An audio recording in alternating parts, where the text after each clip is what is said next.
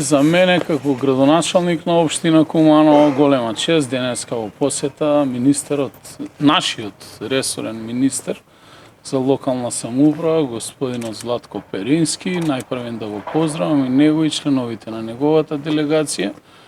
и воедно да се заблагодарам на Центарот за Североисточен плански регион и Министерството за локална самоуправа, што првично го одобрија, а потоа и го имплементираме овој проект, кој што е само еден од многуте проекти кои што планираме во иднина да ги реализираме, бидејќи можностите на нашата општина за прекугранична соработка се големи. Ние имаме сериозна референца до сега на проекти имплементирани со прекугранична соработка не само со Република Бугарија, туку и со Косово и веќе и со соседна Србија. И верувам дека и во иднина останатите проекти исто така ќе бидат одобрени. Што се однесува до мене како градоначалник, мојата обврска е само секојдневно да ги подобрувам животните услови на нашите граѓани и секако ја поздравувам и финансиската поддршка на владата, што со историски износи интервенираше од државниот буџет за директна помош на општините. Вие како што знаете, ние веќе во 2024 добивме 3 проекти,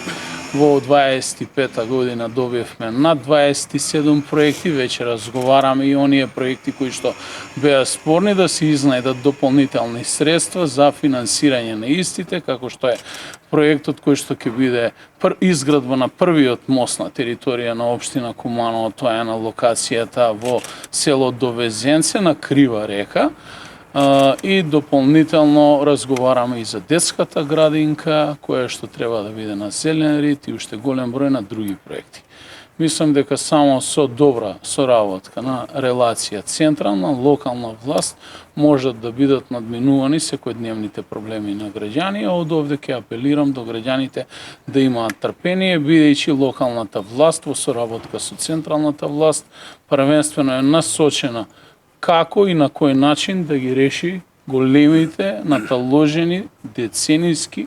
комунални и инфраструктурни проблеми и во општина Куманово и во целата држава. Благодарам.